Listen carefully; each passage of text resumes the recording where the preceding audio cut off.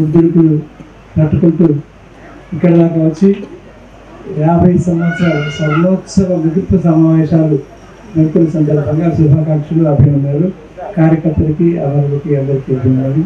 అవి సాంస్కృతిక కర్తవ్యాలు ఏం చేస్తే బాగుంటుంది అని అన్నారు. దాని గురించి మాత్రమే చెప్తాను. కులాంతర వివాహాలు చేసుకోవాలని చెప్పేసి పాటలు రాయండి, నాటకాలు రాయండి, ప్రచారం చేయండి. మద్యపానం మంచిది కాదు. దానివల్ల కుటుంబ సమస్యలు చాలా, కుటుంబ పరిస్థితి పాడైపోతుంది. 40% ఆదాయం పాడైపోతుంది.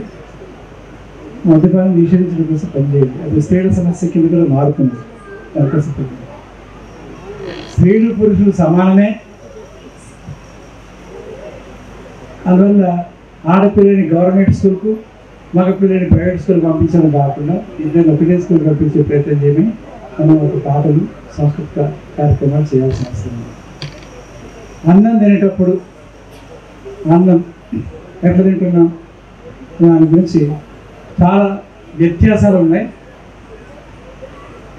సంస్కృతి మారడానికి కులాంతర స్నేహాలు ఏవైతే ఉన్నాయో, మా ఇంటికి మీరు రండి, మీరు వంట చేయండి, మీరు తినండి, మాకు పెట్టండి.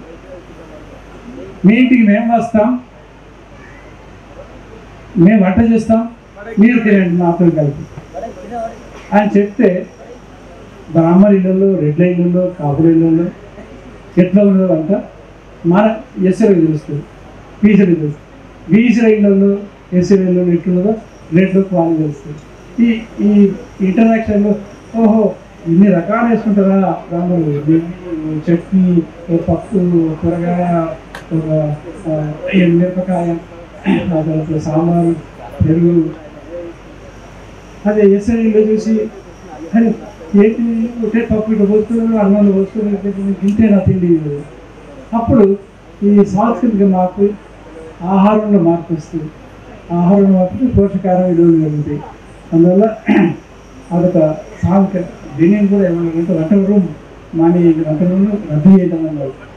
నాకు కాదు కాబట్టి మా ఇంటికి మీరు రండి, మా ఇంటి వంట చేయండి, మనం అందరిగా తిన్నాయి. అది కులాంతరం, ఒకటి కులం తేడా లేదు. అది స్త్రీలని వంట గది నుంచి తప్పించడము, ఆ వంటలో పురుషులు పాల్గొనడం. ఈ పురుషుల ఆధిపత్యత ఏదైతుందో పితృసామిక ఆధిపత్యం, దాన్ని స్త్రీల సమానత్వం కోసం చేయాల్సిన అవసరం ఉంది. ఉదాహరణకి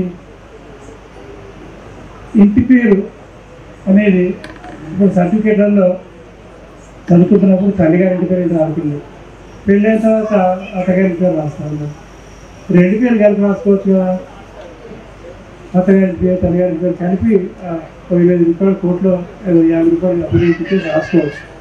అట్లా సంస్కృతికి మార్పు తీసుకోవాలి. అలాగే బీసీలకు, ఈసీలకు, మైనారిటీలకు మధ్య సమాధానం ఆ సంస్కృతిలో అన్నిటికన్నా ముఖ్యంగా విద్య అవసరం, చదువుకోవడం అవసరం. చదువుకుంటే కొద్దిగా తెలివి వస్తుంది, పుస్తకాలు చదువుకునే అవకాశం ఉంటుంది. అందువల్ల ఆధునిక విద్య అందుకున్న వాళ్ళకే ఆధునిక ఉపాధి కల్పన గుర్తుంది, పోటీ చేసే అవకాశం వస్తుంది. ఒకప్పుడు ఒక ఆయన ఏమన్నాడంటే, అరే ఏం మెడ మీద చేస్తావరా గాఢ కొడుక, నేను చెప్తే 120 మంది ఎమ్మెల్యే కలుగుతారు అన్న శిష్యుడు అసెంబ్లీలో ఏమనుకుంటావు రానండి. ఆయన కూర రాజన్న ఈ పీడిఎస్, ఈ పిఓడబ్ల్యూ, ఈ అరుణోదయ సంస్థ నిర్మాణంలో ప్రధాన పాత్ర వహించాడు. ఇది సిరిసిల్లలో అన్నాడు. ఆంధ్రప్రదేశ్ 23 జిల్లాలో ఉన్నప్పుడు, ఉమ్మడి ఆంధ్రప్రదేశ్ ఉన్నప్పుడు జైళ్ళకి వెళ్ళి కోర్టు పట్టుకోలేదు. 120 మంది ఎమ్మెల్యేలు పూరరాజన శిష్యులో, పీడిఎస్ శిష్యులో, అరుణోదయ శిష్యులో, పిఓడబ్ల్యూ శిష్యులో దాని నిర్మాణంలో ఉన్నారు. అదే కనుక అక్కడ వెంటనే అయితే ఇక్కడ ఉన్నటువంటి వాళ్ళంతా ఎమ్మెల్యేలు, ఎంపీలు, మంత్రులు, కేంద్ర ప్రభుత్వం, మీరందరూ సర్పంచులు, జిల్లా పరిషత్ చైర్మన్లు, ఆ తర్వాత ఇంకేమైనా అయిపోయేవారు. ఎందుకు కాలేదు ఆ రోజు అన్నాడు.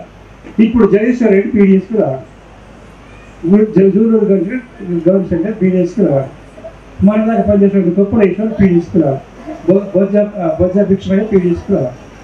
ఏమైపోయింది? అందరికి పంచుకోలేకపోతున్నారు. మన సోల చిన్నది, మన తూకం 5 కిలోలు 10 కిలోలు మన డబ్బా, లేదా మన సింగిల్ బెడ్రూమ్ అనుకో, ఆ సింగిల్ బెడ్రూమ్ అందరూ పడతలేదు, అది విశాలం అయితే లేదు కనుక వర్తలు వెళ్తూ వేరే కాడ మర్చిపోయి తీసుకుంటారు. కనుక జేఏసీని పెట్టాలి. జేఏసీ ఏంటి? ఇప్పుడు తెలంగాణకు మన అనుభవం వచ్చేసి జేఏసీ అంటే ఏంటి? అరే ప్రపంచ కార్మికుల్లో ఏకము కండి అన్నాం కదా, మరి మనం ఎందుకు ఏకం కావలేదు?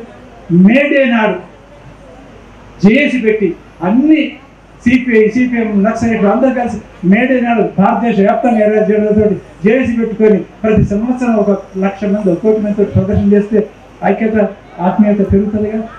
కానీ అభ్యంతరం ఉందా? అట్లాగే మార్క్స్ జయంతి, అలాగే లెనిన్ జయంతి, అలాగే 26వ జనవరి, అలా 15వ ఆగస్టు, దీని తేడా ఉన్నదా? ఆ జేఏసీల పేరు చేసుకోవచ్చు కానీ జాతీయ పండుగలే కానీ. ఈ ఐక్యత కలిసి పనిచేసే ఐక్యతగా అనుకూలంగా కళారూపం రూపొందించారు. ఒక్క విషయం ఎంత విషాదకరమైన విషయం అంటే, స్టేజ్ మ్యారేజ్ గురించి ఇప్పుడు దాకా మాట్లాడినాడు భాస్కర్. స్టేజ్ మ్యారేజ్ అక్కడ జరిగింది ఒక ఇంజనీరింగ్ కాలేజీలో, అందరూ ఉన్నాం, అంబికతో సహా అందరం ఉన్నాం.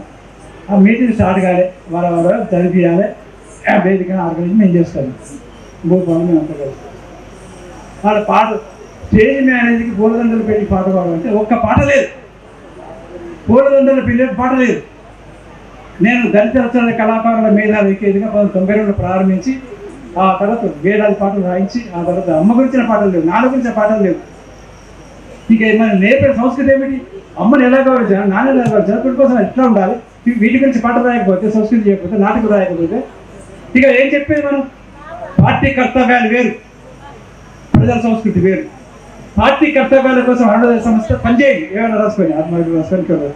ప్రజల సంస్కృతి మార్చడం కోసం ఏం చేయాలి? 3 విశ్వాసాలను వ్యతిరేకించాలి. ఎల్లమ్మ గురించి రాశారు, చిక్కుకొండ గురించి, కందుకూరి విలేషణ పద్ధతి చేశాడు, మహాత్మా జ్యోతిబా ఫూలే చేశాడు. ఎంతమంది మాట్లాడిన పొద్దున్న నుంచి మహాత్మా జ్యోతిబా ఫూలే మీద, ఆ సినిమా మీద అంత ఇదిగా బ్రాహ్మణవాదులు దాన్ని అడ్డగిస్తే ఒక్కసారి ఒకరన్నా అది ఒక సాంస్కృతిక విప్లవం, భారతదేశంలో ప్రారంభించిన సాంస్కృతిక విప్లవం గురించి ఆ సినిమా తీసిన మీద ఒక్కరన్నా దాన్ని మద్దతుగా మాట్లాడలేదు. మహాత్మా జ్యోతిబా ఫూలే పేరు తీయలేదు. ఏమి మనం చేస్తున్నది? కందుకూరి విలేషణ పద్ధతిలాగా సంఘ చేసామా, గురుగారులాగా అట్లాంటి పాటలు వేసామా? ప్రజల్ని చదువుతున్నాయి, ప్రజల్ని పార్టీలను చైతన్యం చేసే భావజాలం ఒకటి. ఆ తర్వాత ప్రజల యొక్క సంస్కృతి మార్చడం ఒకటి. అందువల్ల ఈ 2 కర్తవ్యాలలో గద్దరు ప్రజల మధ్య పోయి ప్రజల సంస్కృతి పట్టించుకున్నాడు, చేపలు ఎట్లా పడతారో పాట రాస్తున్నాడు, బంగపండి కూడా రాస్తున్నాడు. అందువల్ల ఆ ప్రజలతోటి ఈ భావజాలం పోయింది. మనం ఒకటే మాట్లాడుకుంటే పౌరకల సంఘం, నేను పౌరకల సంఘం పనిచేశాను. నాకు పార్టీతో సంబంధం చెప్పాలి. ఎమర్జెన్సీ తర్వాత పీడిఎస్ ఆర్గనైజేషన్లో నేను ఖర్చులో ఉన్నాను. ఎమర్జెన్సీ తర్వాత మొట్టమొదటి కర్ణాటక జిల్లాలో పీడిఎస్ శిక్షణ తరఫు మా ఇంటి పెట్టినారు. ఎవరు? కూరరాజన్న, అమరు, ఈ దేవేంద్ర గారు 3 రోజుల పాటు. ఆ తర్వాత అలా కంటిన్యూ అయిపోయినా. ఆ తర్వాత నా మొదటి కథ కూడా నూతన మహాసభ్యులు రత్నమాల పత్రిక కూడా ఆశీర్వాదం జరిగింది. అలా కొనసాగుతున్నాం. ఆనాటి శిష్యులలో నా దగ్గర జరిగిన ఎలగందుల పీడిఎస్ శిక్షణ తరగతిలో పాల్గొన్న వాళ్ళు చేత ఎత్తండి. మల్లేపల్లి లక్ష్మి కూడా అక్కడ స్టూడెంట్, అప్పుడు 10th కూడా పోతున్నాడు. అప్పుడు నేను అక్కడ ఉద్యోగం చేస్తున్నాను. మనము ప్రజల యొక్క సంస్కృతి మార్చాలి. ఎలా? కందుకూరి విషయంలాగా, మహాత్మా జ్యోతిబా ఫూలే లాగా 3 విశ్వాసాలు వ్యతిరేకించారు. తర్వాత బ్రాహ్మణవాదం గురించో లేదా కుల సమస్య గురించి మాట్లాడుతున్నప్పుడు నేను మోహన్ భగవత్ గారికి ఒక విజ్ఞప్తి చేస్తున్నాను. మోహన్ భగవత్ గారి పేరు అందరూ తెలుసు అనుకుంటాం, ఒకసారి తెలుసండి తెలిసిన వాళ్ళు. మోహన్ భగవత్ అంటే ఆయన బీజేపీ అనే ఒక పార్టీకి సాంస్కృతిక తాత్విక నాయకుడు. దాని పేరు, ఆ సంస్థ పేరు ఆర్ఎస్ఎస్ అంటారు, అంటే రాష్ట్రీయ స్వయం సేవక సంఘ అంటారు. దానిలో నేను 1967 నుంచి 1972 దాకా పనిచేశాను, ముఖ్య శిక్షక. అయితే వాళ్ళు ఏం చేయబోతున్నారో నాకు అన్ని తెలుసు అప్పటి నుంచి. ఆ తర్వాత నేను వాళ్ళకి చేసే విజ్ఞప్తి ఏంటంటే, హిందువులందరూ గంగా బిందు సింధువులు కదా, దయచేసి మీ వేదికల మీద, మన వేదికల మీద, మన ఆర్ఎస్ఎస్ వేదికల మీద, హిందూ సంస్థల వేదికల మీద కులాంతర వివాహాలు బాగా చెప్తా చెప్పండి. అప్పుడు అందరూ కలిసిపోతారు. ఆ పని చేయమని చెప్తాను. అది మనం వాళ్ళని డిమాండ్ చేయాల్సిన అవసరం. ఇవాళ డిమాండ్ చేస్తే ఏదైనా మారుతుంది. ఇప్పుడు వచ్చిన తర్వాత ఓడిపోతామని చెప్పి అనుకున్న తర్వాత ఆర్ఎస్ఎస్ కూడా 3 రోజులు డిస్కస్ చేసినారు మోహన్ భగవత్ నరేంద్ర మోడీ. మేము సుప్రీంకోర్టులో కూడా అసాధ్యం కులగణన అన్నారు. ఇప్పుడు కులగణన అనేది మరి చేస్తామని చెప్పి ప్రకటించినారుగా. అందువల్ల మారకుండా ఉండడం అంటూ ఎవరు లేరు.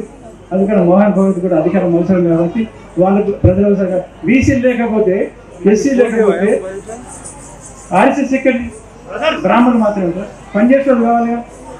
అందువల్ల వినేటోళ్ళు కావాలిగా. వాళ్ళకి అందరు వినాలని కోరుకుంటున్నారు కాబట్టి ఇవాళ కులగణన చేస్తున్నారు. వాళ్ళందరూ ఓట్లు కావాలని కోరుకుంటున్నారని చేస్తున్నారు. మరి మనం ఆ ఎన్నికలలో మనం చేసినటువంటి త్యాగాల వల్ల ఉద్యమాల వల్ల బెనిఫిట్ అయినటువంటి వాళ్ళు కనుక ఓట్లు వేస్తే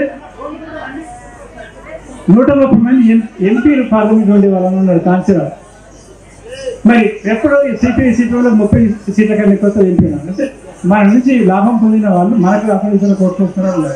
మరి మన ఓటునే వద్దన్నాం, ఆధునిక విద్యనే వద్దన్నాం. అందువల్ల మనం అవగాహనలోనే మార్పు చేసుకోవాల్సి ఉండేది. కొన్ని కార్యక్రమాలు ఇప్పుడు చెప్పినాను. ఏవి రేపటి సాంస్కృతిక విప్లవంలో ఏం చేస్తే బాగుంటుంది, ఎలాంటి కార్యక్రమాలు చేస్తే బాగుంటుందో 2 చెప్పినాను. వ్యాసాలు రాసి ఇస్తాను. ఆ వ్యాసాలు డాక్యుమెంట్ రాసి ఈ 50 సందర్భంగా తెలుసుకుంటున్నారు. ప్రత్యేకంగా వాటి రాసి వచ్చిన పుస్తకాలు 16,000 పుస్తకంలో 8,000 పుస్తకాలు చూసి ఇస్తానని మనవి చేస్తూ వాటన్ని చదివి చర్చించండి. ఎందుకంటే మేము ఎప్పుడైతే జనతల కళాకారుల మీద తరపున కుల సమస్యలు సమస్త వర్ణ వర్గ కుల లింగ జాతి మత ప్రాంత దేశ విశిక్షణ కష్టమార్గం పనిచేస్తామని చెప్పి ప్రకటించామో ఆ తర్వాత పోరాటాన్ని తీసుకొని కర్నూలులో నాథపూర్లో అఖిల భారత సదస్సు పెట్టినారు. ఆ తర్వాత గుంటూరులో డఫడం పెట్టించారు. అప్పుడు అలా కలుసుకొని చేస్తాం. ఇప్పుడు మళ్ళీ అలా కలుసుకొని చేద్దాం. అన్నిటి మీద ఆలోచన చేయండి. అన్ని వివరాలు నాకు చేసి మీరు ఇస్తాను. నేను రాష్ట్ర పుస్తకాలు ఇస్తాను. క్లాసిక్ సంస్థ 20 పుస్తకాన్ని 2 శాతం పార్టీకి ఇస్తాను. చదివి వాటి మీద చర్చ చేసి ఇచ్చే సూచనలు తీసుకొని చర్చ చేసి ఆ తర్వాత ఒక ప్రత్యేక సంస్కృతి ఉన్న చిత్రంతో ముందుకు పోవాలని కోరుతూ ఈ సందర్భంగా మరొక్కసారి 50 ఏళ్ళ టీఓడబ్ల్యూకి పీడీసీకి ఆ తర్వాత అరుణ్ శుభాకాంక్షలు తెలియజేస్తూ ముగిస్తుంది. Thank you sir.